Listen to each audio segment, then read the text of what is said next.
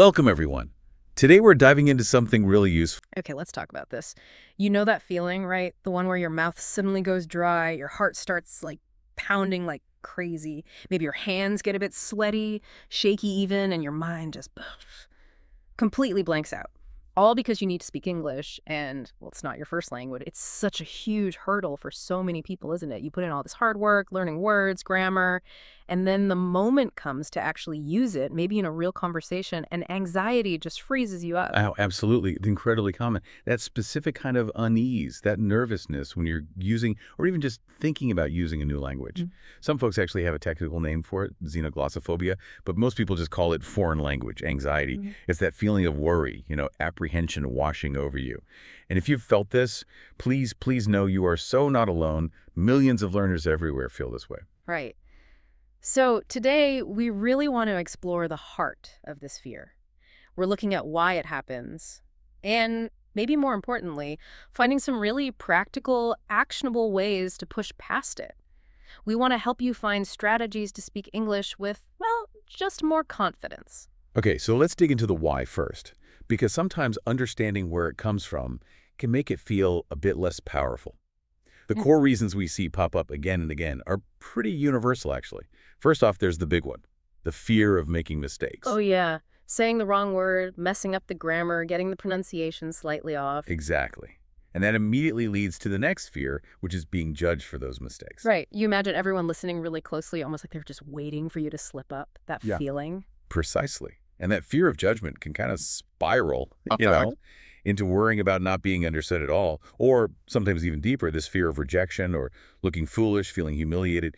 It's even suggested this might tap into something quite primal, like an old evolutionary fear of being rejected by your tribe, your community. Wow, okay. That adds a whole other dimension, sort of a basic survival instinct kicking in inappropriately. Kind of, yeah. That deep, almost biological discomfort with the idea of someone disapproving or pushing you away. And that ties straight into something called the spotlight effect, doesn't it? This idea that we think people are paying way more attention to our mistakes than they actually are. Oh, massively. Yeah. We feel like we're standing under this huge, bright spotlight, and every little stumble is obvious. Mm. But in reality, most people are busy thinking about themselves, or they're much more understanding and focused on the conversation than we give them credit for. It just makes us hyper self-conscious. It really does. And our brains play a part here too, neurologically speaking. There's this idea that the emotional part of the brain, the amygdala, can trigger that fear response almost instantly based on, say, a bad memory. It can happen even before the more logical part, the cortex, gets a chance to really assess the current situation calmly. So, like, your brain remembers that one time someone laughed, maybe in school, and just hits the panic button. Basically, yeah. Yeah. It associates speaking English attempt with negative outcome, and boom, anxiety hits before you can even think, hey, this situation is different. Mm.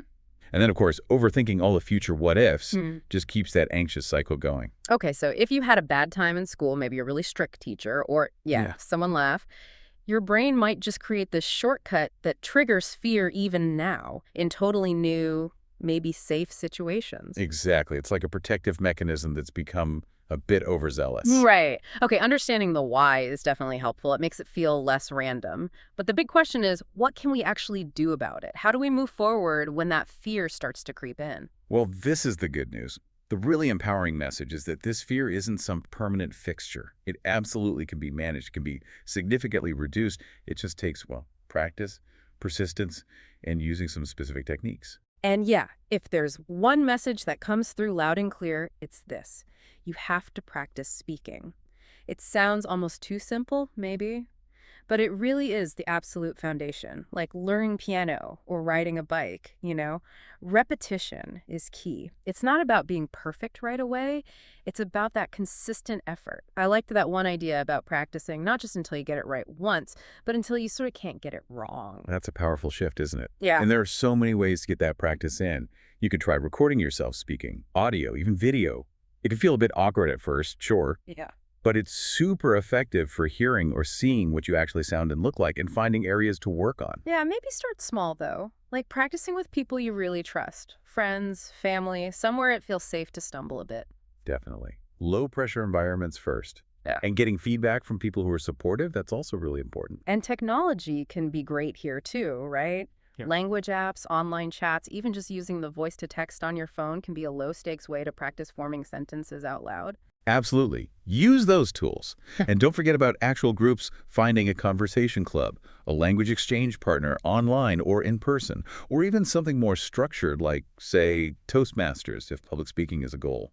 Those offer regular practice and built-in support. Okay, so practice is key. And building on that, another really vital idea is starting small. Like, don't aim for a massive presentation next week. If just ordering coffee in English feels scary, start with those tiny interactions. Saying hello, asking a simple question, a short chat with a friendly shopkeeper. Yes, each little success, no matter how small it seems, builds that confidence muscle. It builds capability. You master those little moments, and it prepares you gradually for the bigger challenges. Preparation helps too, I imagine, feeling like you know what you're going to say. Oh, definitely. Preparation can dramatically reduce anxiety. Know your topic, or at least have a general idea of what you want to communicate. You don't need a word-for-word script, actually. That can sound unnatural, but having an outline, some key points jotted down, huge difference. And if it's a specific place, like a meeting room or a particular counter you need to go to, just visiting that space beforehand can make it feel less intimidating when the time comes. Right, familiarize yourself. What about the physical side of things? Our bodies react when we're scared. Good point.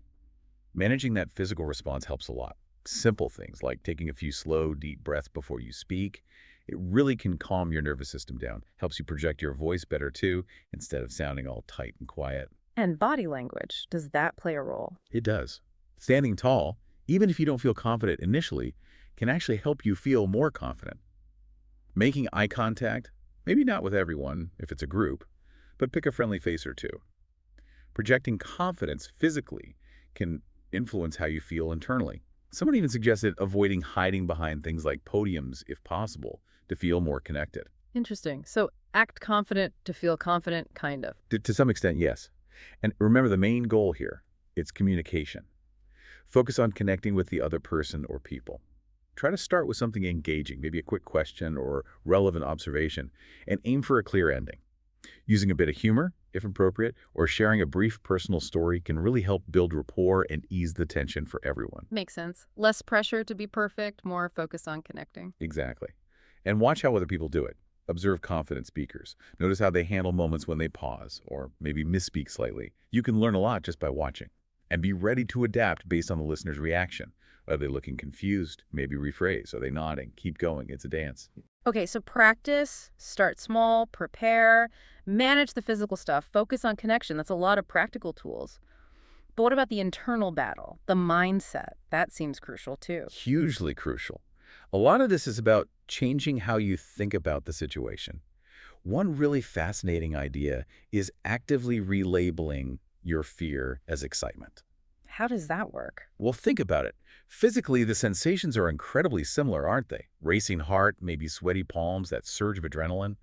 If you can consciously tell yourself, okay, this isn't fear, this is my body getting energized, this is excitement, your brain can actually start to reinterpret those signals in a positive way. Huh. Trick your brain, basically. Kind of. You're reframing the physical feelings, a powerful mental shift. Other mindset techniques are really helpful too, like visualizing success before you speak. Really picture the conversation going well.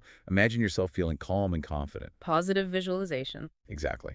And cultivating self-belief. When those specific worries pop up, what if they don't understand my accent? What if I forget the word? Consciously challenge them. Ask yourself, okay, what's the actual worst that could happen? And how likely is it, really? Often, the imagined catastrophe is much worse than reality. Yeah, our anxious minds love worst-case scenarios. They do. So be kind to yourself through this process. Acknowledge the courage it takes just to try speaking when you feel nervous. And always, always remember why you started learning English in the first place. What was your goal? Reconnect with that motivation when things feel tough. And we absolutely have to emphasize this point because it came up so clearly. Making mistakes is okay. It's not just okay. It's completely normal. It's part of learning. 100%. Even native speakers make mistakes all the time. We stumble over words, use awkward phrasing, forget things mid-sentence. The goal isn't perfection. It's communication. It's getting your message across. Most people are way more interested in understanding what you're trying to say than in grading your grammar or pronunciation. Especially if they can see you're making an effort, right? People usually appreciate that. Absolutely. That genuine effort and just projecting a bit of confidence that you belong in the conversation often matters more than having flawless English. Avoiding speaking, on the other hand, just feeds the fear. It makes it bigger. You kind of have to lean into the discomfort sometimes. Just do it, even if you're scared. And maybe accept that the nerves might never vanish completely. Is that okay? Totally okay. For many people, especially in higher stakes situations, some nerves might always be there. That little jolt of adrenaline can even be helpful, makes you more alert, more focused. The goal isn't necessarily to eliminate nerves entirely, but to manage them, to channel that energy into your performance, rather than letting it paralyze you. Okay. Manage, not eliminate. That feels more achievable. And, if the anxiety feels really overwhelming, if it's seriously impacting your daily life or stopping you from doing things you want or need to do, remember that asking for help is a sign of strength, not weakness. Talk to supportive friends, teachers, mentors, or consider professional support. Things like cognitive behavioral therapy, CBT, can be very effective for anxiety. Support groups were also mentioned as being really beneficial. Right. Don't suffer in silence if it's really bad. And maybe just try to laugh at yourself sometimes. Oh, definitely. Yeah. Learning a language is inherently a bit messy. Mistakes will happen. Sometimes they're funny. Finding the humor in the process, not taking yourself quite so seriously, can take a lot of the pressure off. Life's complicated enough, right? Absolutely. So we've kind of journeyed from understanding those uncomfortable physical symptoms, those sweaty palms and racing hearts, down into the deeper reasons, the psychology, maybe even the biology behind why we feel this fear, and then explored a whole toolkit of practical strategies and those really important mindset shifts to help fight back. Yeah, it really comes down to understanding that defeating this fear is a process. It Yeah. doesn't happen overnight. It's built through that consistent practice, often starting small.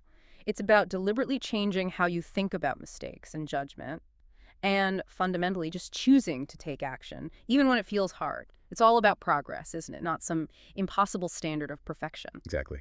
And here's a final thought to maybe chew on.